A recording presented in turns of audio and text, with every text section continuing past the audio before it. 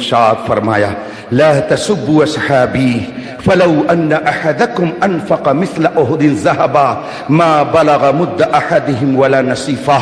حضرت سیدنا ابو سعید خدری رضی اللہ تعالیٰ عنہ فرماتے ہیں کہ رسول پاک نے ارشاد فرمایا، لوگوں کو مخاطب کرتے ہوئے میرے آقا نے فرمایا کہ لا تسبوا اصحابی، میرے صحابہ کی شان مت استعمال کرنا، میرے صحابہ کی شان میں کوئی غلط جملہ مت بولنا، ان کو سب و شتم کا نشانہ مت بنانا۔ ایسی عظیم ہے کہ اگر تم میں سے کوئی احد کے برابر سونا اللہ کے راستے میں خرچ کر دے اور میرا ایک صحابی 2-4 کلو جو یا گیہوں اللہ کے راستے میں کر دے تو تمہارا احد پہاڑ کے برابر سونا میرے صحابی کے 2 کلو جو کا مقابلہ نہیں کر سکتا ہے۔ یہ صحابہ کا مقام، یہ ان کا مرتبہ ہے، اس لیے انہوں نے جو عشق مصطفیٰ کی داستان رقم فرمائی ہے اس کو پڑھیے اور اپنے دل کو نبی کی محبت کا مدینہ بنا لیجئے۔ جب یہ دل نبی کی محبت کا،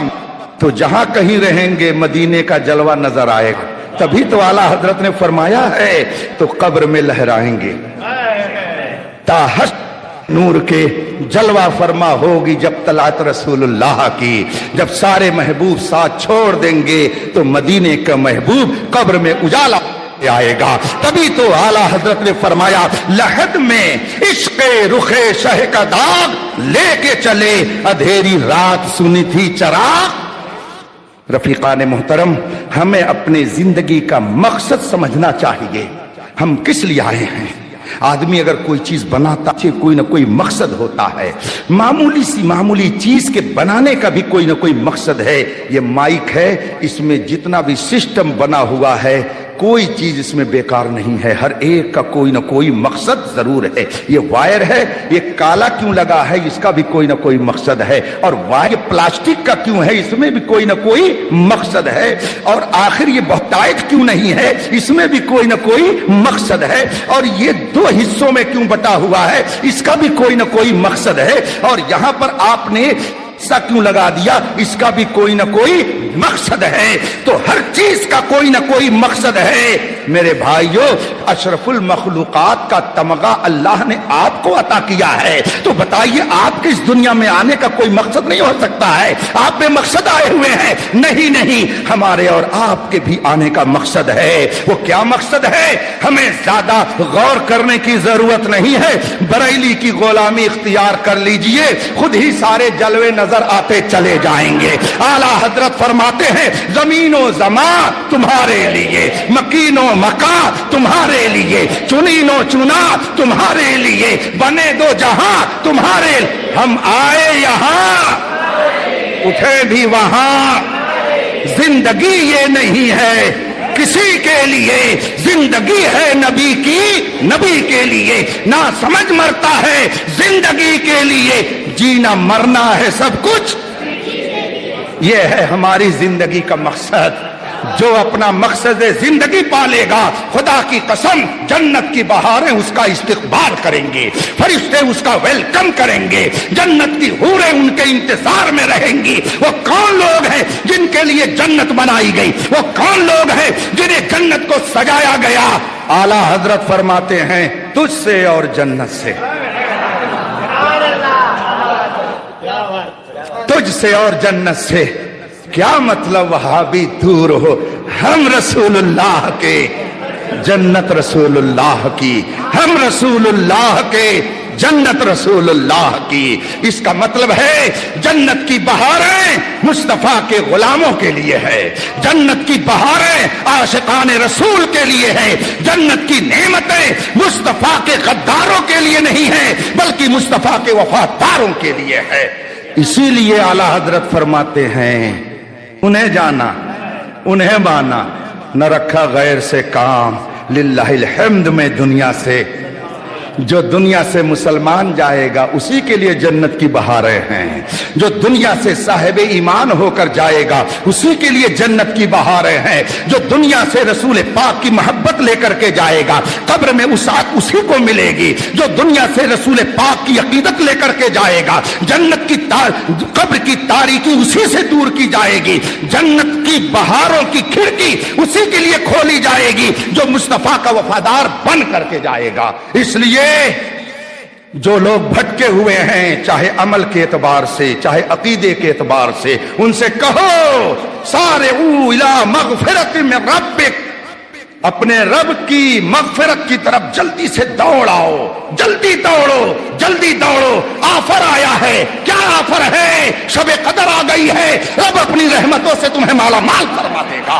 دوڑو، سارعوا الی مغفرۃ من ربکم، اپنے رب کی مغفرت کی طرف جلدی دوڑو، جلدی دوڑو، جلدی دوڑو، کہیں یہ دروازہ بند نہ ہو جائے تو محروم ہو جاؤ گے۔ توبوا الی اللہ توبۃ نصوحا، بہاروں کا وقت آیا ہے، محروم نہ رہ جاؤ، توبہ کر کے ندامت کے آنسو بہا کر کے اپنے گناہوں کو دھل لو، دل کو مصطفیٰ کی محبت کا مدینہ بنا لو۔ قرآن کریم فرماتا ہے توبوا الی اللہ، رب کی بارگاہ میں توبہ کر لو۔ اگر اب تک نبی کے وفادار نہیں تھے تو اب بن جاؤ، اس کے لیے کوئی وقت نہیں چاہیے، بوڑھا ہو چاہے جوان، بچہ ہو چاہے جس حالت میں ہو، اگر رسول پاک کا وفادار بن گیا تو پھر عمر کے کسی حصے میں، بلکہ مرنے سے کچھ پہلے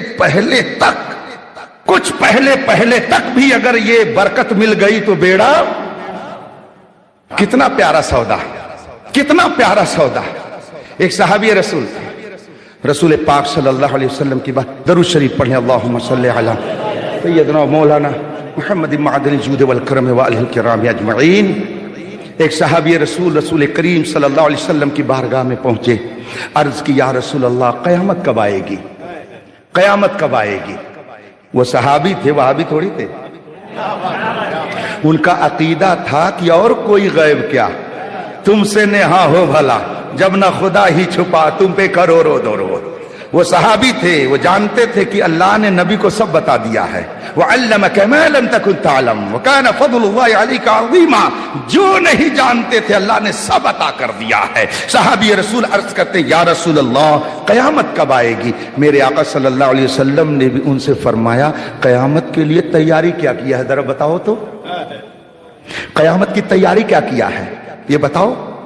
اور وہ صحابی رسول تھے، انہوں نے بھی کیا جواب دیا، عرض کرتے ہیں یا رسول اللہ مَا ادَّخَرْتُ لَهَا شَيْئًا، میرے پاس نیکیوں کا کوئی خزانہ نہیں ہے، میں نے کچھ تیاری نہیں کی ہے۔ اللہ اکبر، وہ صحابی رسول تھے، بتائیے کیا ان کے پاس نیکیاں نہیں رہی ہوں گی؟ کیا ان کے پاس نیکیوں کا ذخیرہ نہیں رہا ہوگا؟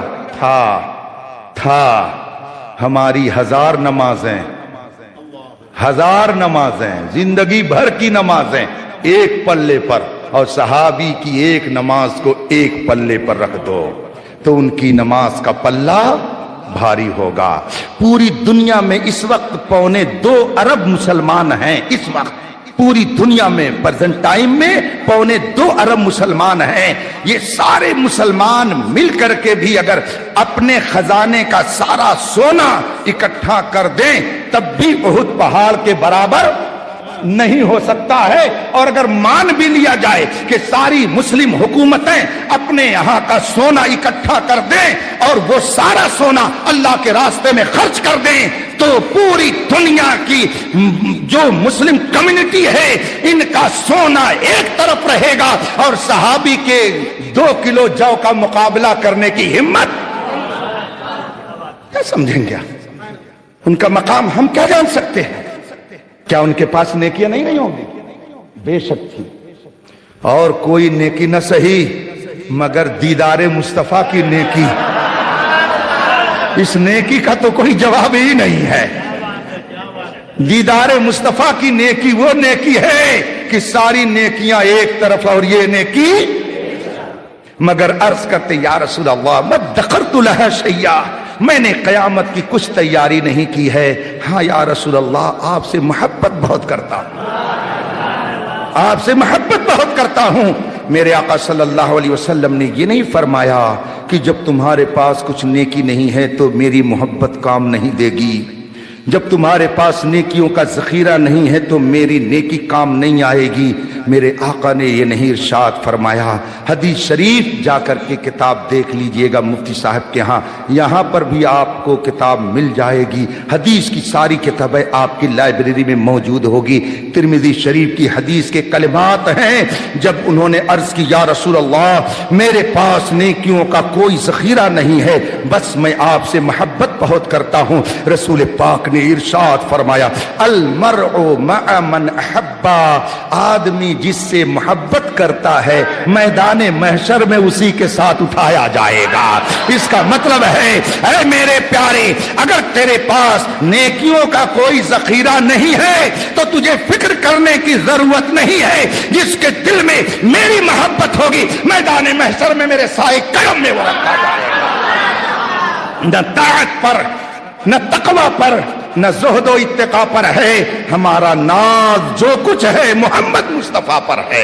رسول پاک صلی اللہ علیہ وسلم کی جس دل میں محبت ہوگی وہ رب کی بارگاہ میں اپنی پیشانی کو جھکائے گا، جس کے دل میں نبی کی محبت ہوگی کہنے کی ضرورت تھوڑی پڑے گی کہ رسول کے طریقے کو اپناؤ۔ کیا آپ نے نہیں دیکھا دنیا داروں کا کیا حال ہوتا ہے؟ جیسے آج کل طرح طرح کے بال چل رہے ہیں، ہے نا؟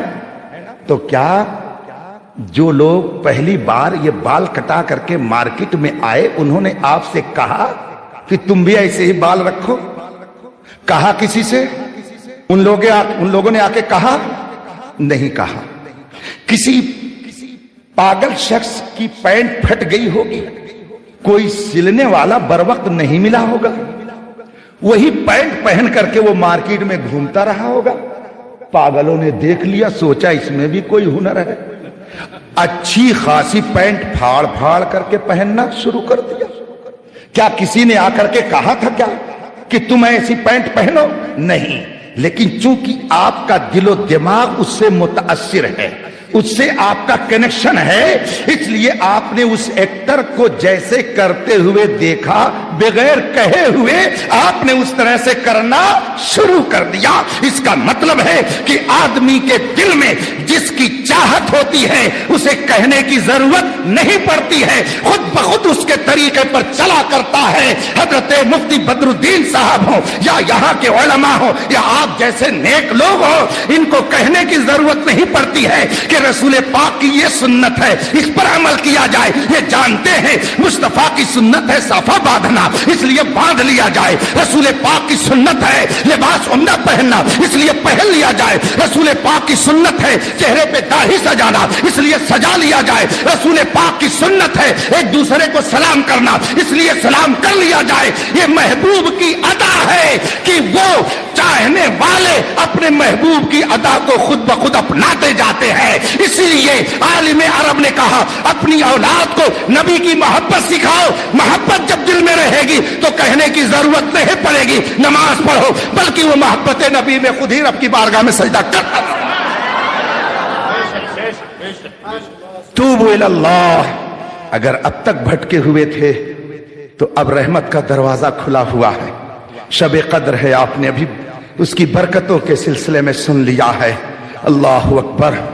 واقعات علماء آپ کو سناتے رہتے ہیں، رب اپنی رحمت سے جب کسی کو نوازتا ہے تو 1000 برس کے گناہ بھی سکنڈوں میں وہ معاف کر دیتا ہے۔ وہ بڑا رحیم ہے، وہ بڑا کریم ہے، اس کی رحمت کا کوئی اندازہ نہیں لگا سکتا۔